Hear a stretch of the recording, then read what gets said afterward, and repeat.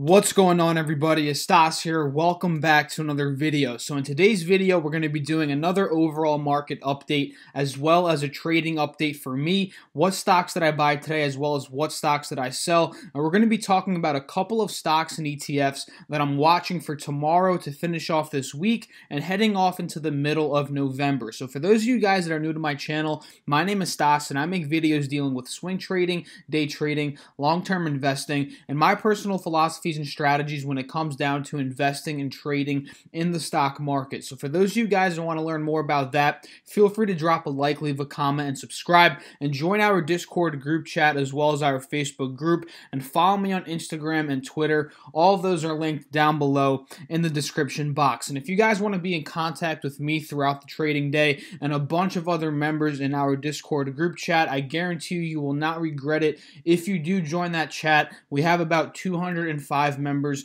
in that group, and we're active every single day helping each other and providing value for each other. So again, all of those are linked down below if you're interested, and let's get started with today's video. So overall today, guys, the markets were kind of flat. We noticed the Dow Jones was only up about $10 at the market close. The S&P was down about $7, and the Nasdaq was down about $50.75 at the close of the market. So we obviously talked about how the markets are getting out of that correction phase in yesterday's video and a couple of videos previous to that as well. So we noticed how, the Dow Jones was trading in this channel that we were talking about and broke out. It broke above the 50 SMA and broke above the 180 SMA, and that's pretty much led to it being completely out of that downwards trending pattern, downwards trending channel. But what do we notice here, guys?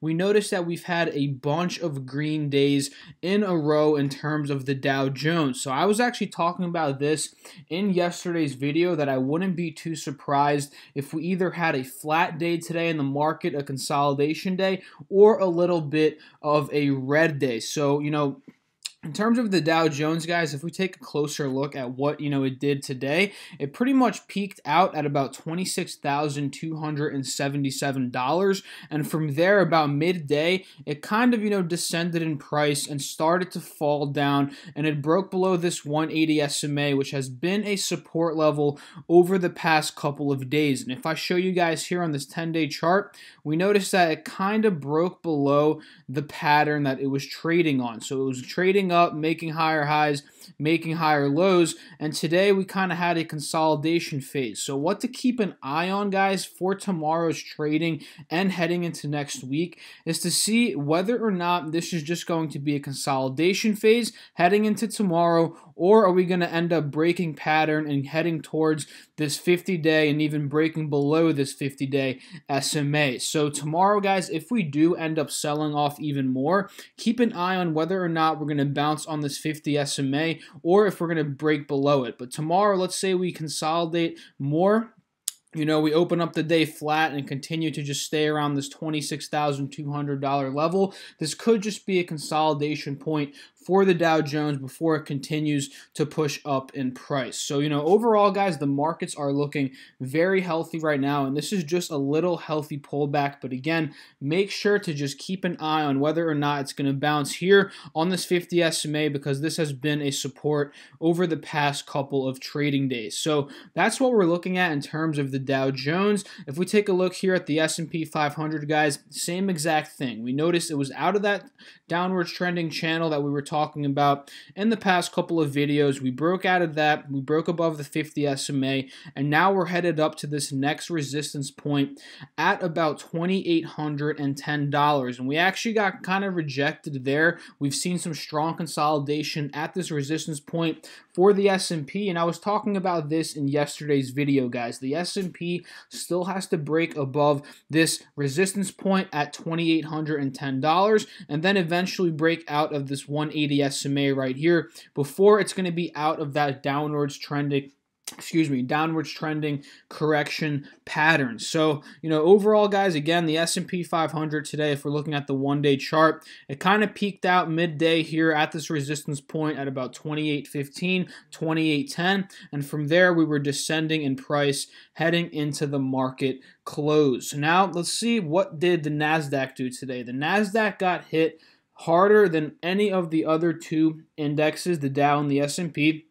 And this is mostly due to Apple. I believe Apple ended up falling a decent amount today. Not really falling a really decent amount, but it did fall all the way down to about 206, which ended up dragging down the NASDAQ with it. So, in terms of the NASDAQ, guys, we are looking like we are heading in this channel that I'm going to draw out for you guys very quickly. So, let me show you guys how to draw a channel. All you have to do is come here to drawing tools, and then click these two parallel lines. And let's take a look at this channel that the NASDAQ is slowly starting to form. You see this, guys, right here?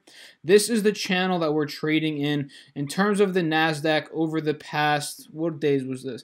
Pretty much today, right? And today, this is the channel that we were trading in. So for tomorrow, to see a break out of this pattern would be a good sign that the NASDAQ is heading up. And we want to make sure that we do break out of this pattern, in terms of the overall reversal of the NASDAQ. So we notice that if we're looking at the longer term chart in terms of the NASDAQ, we are getting rejected by this resistance point that we were talking about in yesterday's video on the 180-day SMA. So this is another resistance point to keep an eye on in terms of the NASDAQ and for its movement tomorrow and heading into the middle of the month in November in 2018. So let's talk about what trades I personally made today.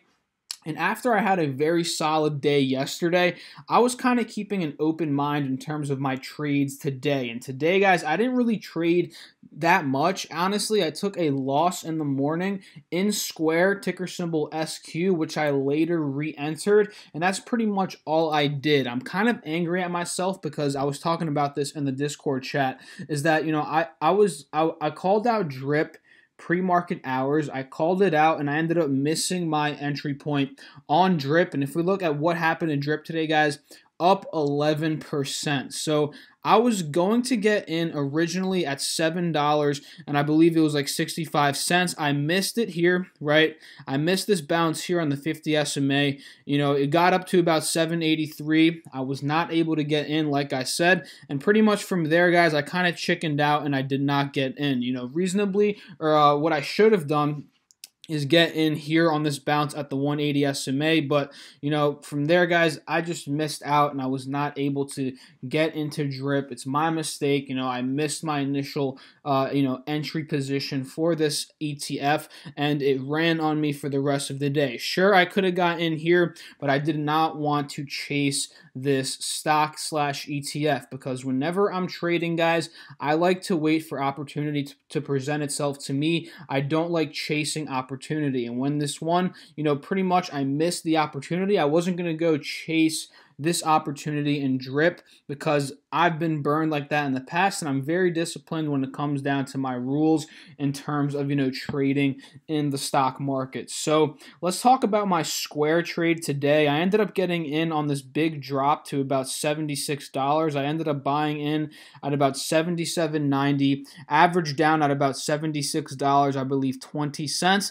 And then I ended up cutting my losses originally when it broke below $75. I had my stop loss set at about 2% on Square, a little bit looser than what I usually put it at for the inverse ETFs, but for Square, guys, they reported strong earnings yesterday, solid earnings. The stock fell about 10% today. So, it was falling very hard pre-market hours and heading into the market. So I figured this was a good buying opportunity for a potential swing trade. Ended up cutting my losses, but I did want to re-enter Square as it was bottoming out. So I ended up buying in more at about $74. I believe it was like $74.15. I took an initial position, held through this drop, and then pretty much I did not add any more money. I'm going to wait to see how it ends up performing tomorrow before potentially adding more money, but I am treating this one as a swing trade. And we pretty much closed out on a solid note. Strong support here at about $73.65 for Square.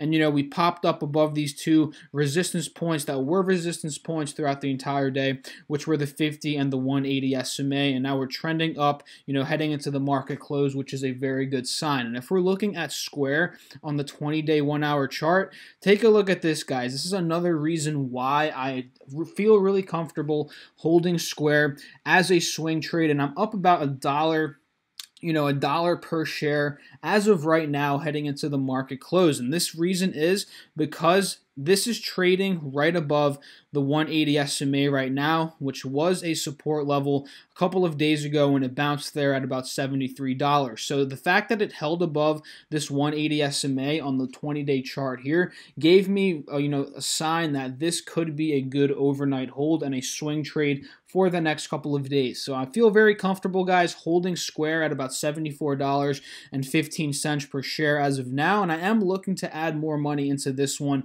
as it continues to form this uptrend pattern. And if we're looking at the RSI levels, guys, Square's RSI is looking very good right now. It's at about 38, and for those of you guys that do not know how RSI works, it's the relative strength index, and we see these two thresholds here, right? The 30 and then the 70. Pretty much, to put it in basic terms, whenever this line is close to the 30 level or closer to the 30 level, that means the stock is more and more oversold, meaning that it could be a better opportunity to hop in to that particular stock or ETF. But if the lines are up here by the 70 threshold, that means it's more overbought, more people are buying in, and you might not be getting the best deal or the best price for that particular stock or ETF. So in terms of my trading today, guys, nothing too crazy. I missed my entry on DRIP. I didn't want to chase it. That's my number one rule. If you miss your entry, guys, do not chase the stock, because in most cases, that's just a FOMO move right there, fear of missing out. So the stock bounces, it's going up,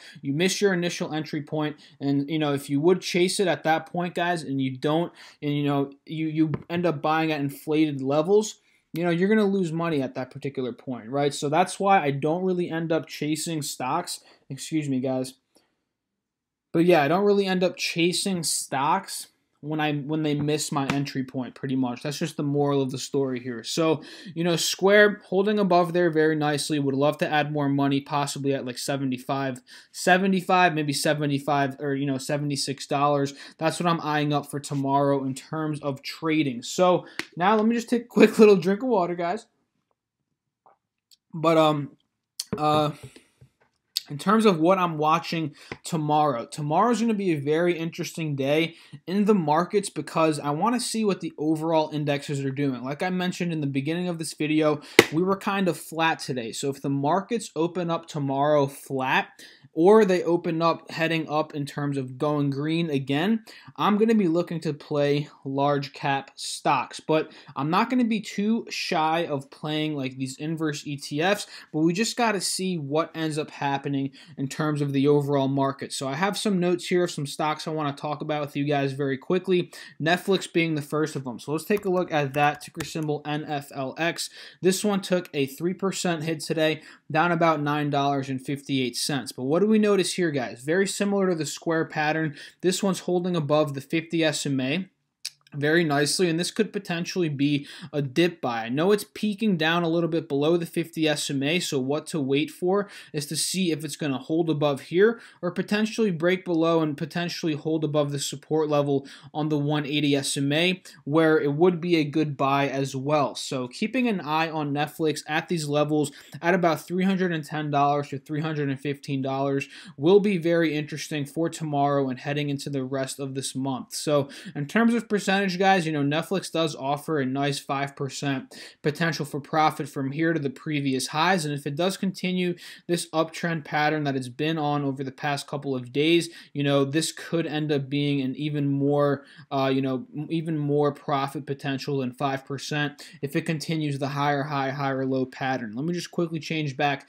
to my drawing tool here, and we saw a big hit in terms of the overall weed market today, and we're going to talk about that too. But before we do, let's take a look at Boeing. So Boeing, ticker symbol BA, is looking very interesting right now as well. This one's actually in a full-on, uptrend pattern right now. It's broken above all resistance points in terms of the EMA, the 50 SMA, and the SMA, and it's pretty much cruising on top of this 180 SMA right now. So what do we want to see in terms of Boeing? So either a little pullback and a bounce on the 180 SMA at about $365 would be a good entry point, Or if it continues to push up, we might want to see a little pullback back to about the 368, 370 level before considering trading Boeing. But why do I like Boeing's pattern overall? So we noticed that it did bounce on the support level at about 330, but now we want to see it break out of at least the $370 resistance point, which has been a resistance point in the past. So let's see, tomorrow and the rest of this month, guys, I want to see if Boeing's able to break above here, pull back, and then bounce on top of this resistance point and make it a new support point. And at that point, guys, we would end up being able to play Boeing from 375 potentially up to about $390 and even higher if it's able to continue this uptrending pattern. So, now that the markets have been becoming a little bit more healthy, more swing trade opportunities have been opening, which I'm very happy about because, I'm more of a swing trader, but I feel like the past month I've been forced to day trade more. If that makes any sense, guys, because during that correction, during that bloody month of October, I was mostly day trading. And if you guys have been paying attention to my videos, you would know that, right? So now that the markets are getting more healthy, I'm very interested to hopping into some more, swing trades. So that's what I'm looking at in terms of Boeing stock. So another interesting play that I'm personally watching is ticker symbol TQQQ. And this is an ETF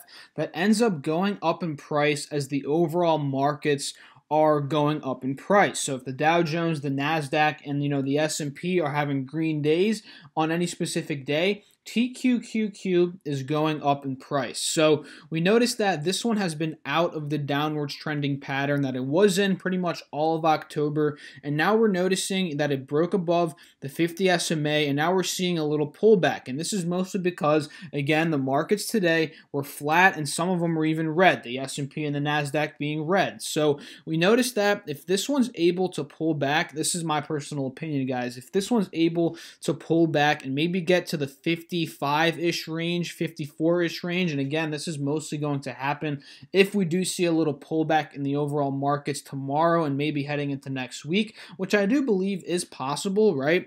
And if this one ends up pulling back to this particular range, a bounce on the 50 SMA would be nice. From there, I believe that this could be a potentially solid swing trade from about $55 up to about $60 at that next resistance point at the 180 SMA. I think this one could offer a nice chunk of profit, and especially if it's able to sell off to this level with the RSI probably at that point being at about the 30 to 40 range, that would make this one a very solid trade. So that's what I'm looking at in terms of TQQQ.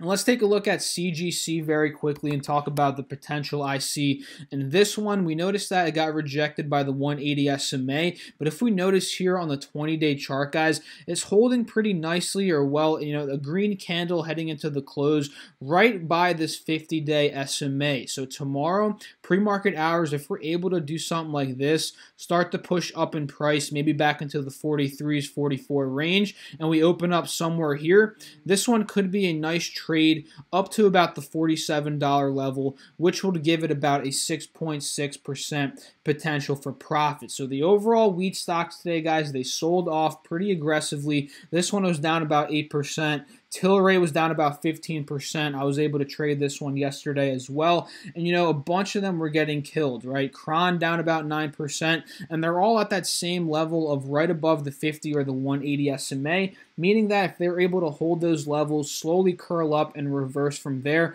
they could all end up being strong plays tomorrow. So that's what I'm looking at in terms of the overall weed stocks. So the last ETF that I'm watching for tomorrow is Gush, ticker symbol GUSH. And this one, guys, I'm watching this one as a potential bounce back play. So for those of you guys that don't know, DRIP is the inverse of Gush. And we talked about DRIP earlier on in this video, and that one had close to a 12% day. So what I'm personally looking to do tomorrow is I want to see if DRIP is going to be able to pull back pre-market hours, which means that Gush is going to be having a strong morning or at least a nice day trade, opportunity, right? So for those of you guys that don't know, Gush and DRIP are inverse ETFs, and they trade based upon XOP. And whenever XOP is going up in price, that's when Gush is going up in price as well. sell. But whenever XOP is selling off like it did today, very aggressively, that's when DRIP is going up in price. So